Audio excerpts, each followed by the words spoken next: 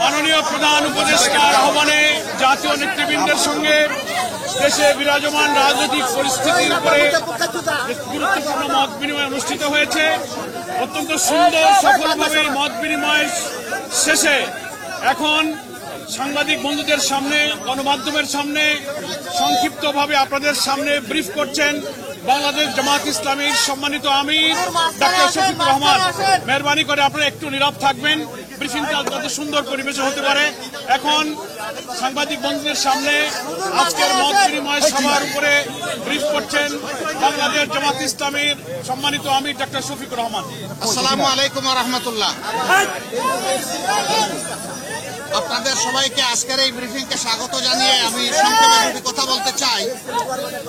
আপনারা কালকে সকল গণমাধ্যম এই সংবাদ পরিবেশন করেছিলেন যে মাননীয় প্রধান উপদেষ্টা আজকে সমস্ত দলের জাতীয় নেতৃবৃন্দকে এখানে আহ্বান জানিয়েছি। আমরা সেখানে এসেছিলাম। দল মত আমাদের ভিন্ন, আদর্শ আমাদের ভিন্ন, পথ আমাদের। পথটা হচ্ছে বাংলাদেশকে রক্ষা করতে হবে।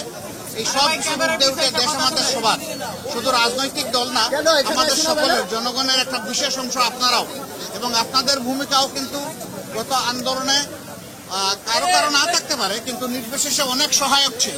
এই জন্য সেই ভূমিকার জন্য আমি আপনাদেরকে অভিনন্দন এবং ধন্যবাদ জানাচ্ছি।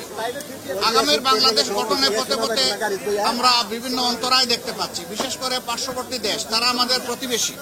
আমরা তাদের সাথে সৎ প্রতিবেশী সুলভ সম্পর্ক চাই, কিন্তু সাম্প্রতিক কিছু ভূমিকা ছিল অত্যন্ত উস্কানিমূলক, অসহিষ্ণু, অগ্রহণযোগ্য। আপনারা এটা দেখেছেন। মিথ্যা তথ্যের উপর নির্ভর করে বাংলাদেশকে কলুষিত করার জন্য, এই সরকার এবং জনগণকে ব্যর্থ করার জন্য তারা দুনিয়ার বিভিন্ন জায়গায় অপপ্রয়াস চালাচ্ছেন এবং অপপ্রচার চালাচ্ছেন। আমরা এগুলার নিন্দা জানিয়েছি সকলে সম্মিলিতভাবে।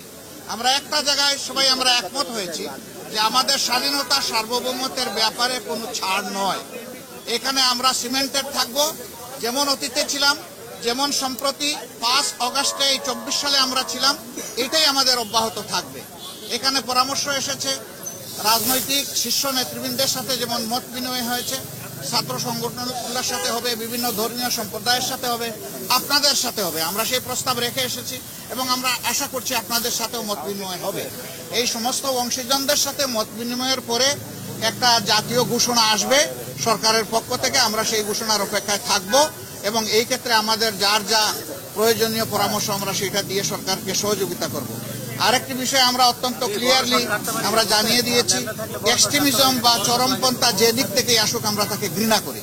এটাকে আমরা কোনো অবস্থায় প্রশ্রয় দিব না এবং মেনে নেব না। এটা যে রূপ নিয়েই আসুক, সকল রূপের আমরা চরমপন্থাকে আমরা ঘৃণা করব এবং প্রশ্রয় আমরা দিব না কেউ। এই ব্যাপারে আমরা সকলে একমত হয়েছি। আরো অনেকগুলো বিষয়ের কথা হয়েছে। আমাদের দেশের ভাবমূর্তি নষ্ট যারা করছে তাদেরকে বুঝানো যে তোমরা আমাদের প্রতিবেশী, আমরা যদি ভালো থাকি তোমরাও ভালো থাকবা, আমরা ভালো না থাকলে তোমরা ভালো থাকবা কেমনে। এই বিষয়গুলো তো আসবে, অবভিয়াসলি আসবে। তো সেই বিষয়গুলো নিয়েও আলোচনা হয়েছে। আমরা আশা করছি জাতি ঐক্যবদ্ধভাবে ইনশাআল্লাহ আগামী দিনের সকল চ্যালেঞ্জ মোকাবেলা করে আমরা চূড়ান্ত সফলতার দিকে এগিয়ে যাব। চূড়ান্ত সফলতা অর্জন না হওয়া পর্যন্ত আমাদের ঐক্য অটুট এবং মজবুত থাকবে। চূড়ান্ত সফলতা এসে যাওয়ার পরেও প্রিয় দেশের জন্য আমরা ঐক্যবদ্ধ থাকবো। আপনাদের সকলকে ধন্যবাদ। আসসালামু আলাইকুম। নির্বাচন নিয়ে ছোটখাটো কথা হলো, এটা নিয়ে কোনো কনসেনসাস হয় নাই বা ব্যাপকভাবে কোনো আলোচনা হয় না। থ্যাংক ইউ আপনাদের সকলকে। সবাইকে ধন্যবাদ। ভালো থাকুন সবাই। আরো দেখা হবে ইনশাআল্লাহ, আরো কথা হবে।